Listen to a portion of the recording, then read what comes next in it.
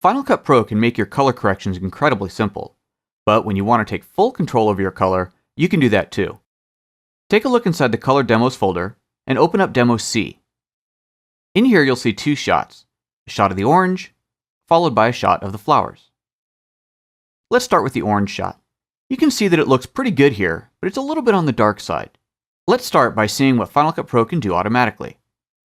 From the Enhance menu, I'll choose Balance Color. Ooh, that really doesn't work out for this shot. As you can see, for some reason, Final Cut Pro has severely desaturated this orange and it just doesn't look good at all. So let's go ahead and turn that off. This is a shot that we're going to have to adjust manually. There's a couple different ways to get to the advanced color correction tools, but the easiest one is to go right down here and choose Show Color Board. Notice the keyboard shortcut is also Command 6. That can make getting to it quite a bit easier. Within the color board, you have three different main areas of control. You have color enhancements, saturation enhancements, and exposure. For this particular shot, all we really need to do is brighten it up a bit. Within the exposure control, you'll see four different balls that you can move. The first one is an overall exposure setting. If I drag that up and down, we can see very quickly that that's not quite going to do the job that we need. If you ever want to reset an adjustment, simply click on the curved arrow here to reset it back to its starting point. You can always go in here and just play with the sliders and see what's going to work. Is it the shadows I need to adjust, the midtones, or the highlights? And you can always just go back and forth and see what works best. Let's go ahead and reset that one more time. And for this particular shot, all I need to do is take the brightness and raise it up a little bit. And you can see with just a little bit of a change in there, the shot gets a lot brighter and a lot more appealing.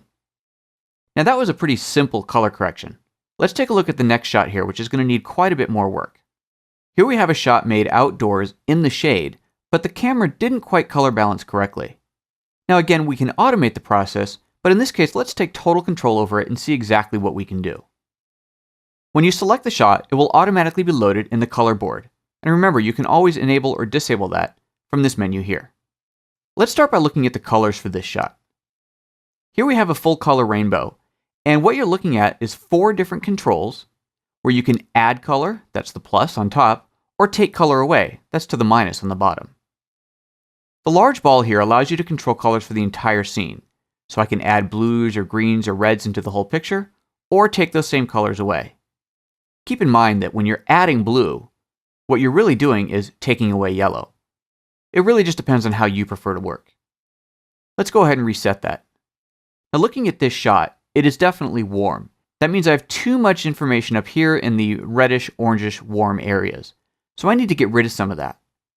Do I want to work with the shadows, with the midtones, or with the highlights, or do I want to work with everything at once? We'll just take this little ball and start moving it away from the reds and the oranges. Now notice the way that these controls work. No matter where the ball is on the line, if it's just horizontally moved, no color change is made to the image at all.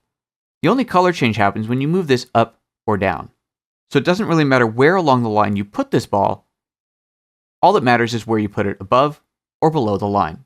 So again, for this shot, we want to get rid of some of the warm.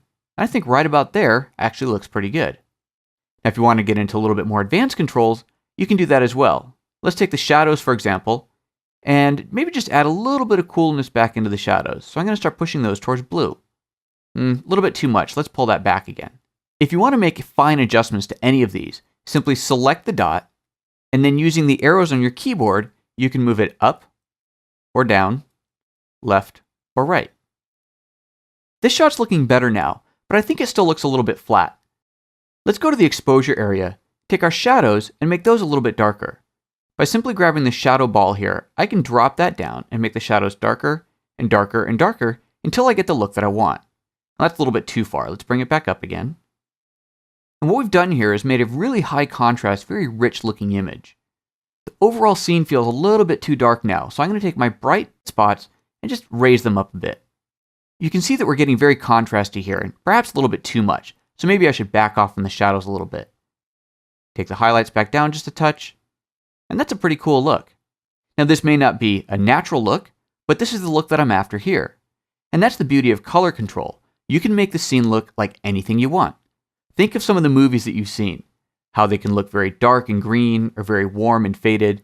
All of those looks can be applied and created inside of Final Cut Pro. It's up to you. So far, we've only applied a single color correction to this video clip, when in fact you can apply multiple corrections to the same clip. If you go to the top left corner of the adjustment board, you'll notice in here that you have full control over all the different effects that you can apply to your clip. Here's the color controls at the top. Notice as well that if you had applied the auto color balance or the match color effect, those would both be enabled here. But here's the one that we've been working with, correction 1. If I want to turn that off, I can do that by simply clicking on the blue dot there. I can easily preview the before and after by simply clicking that little dot. But I can also add another color correction on top of the existing one.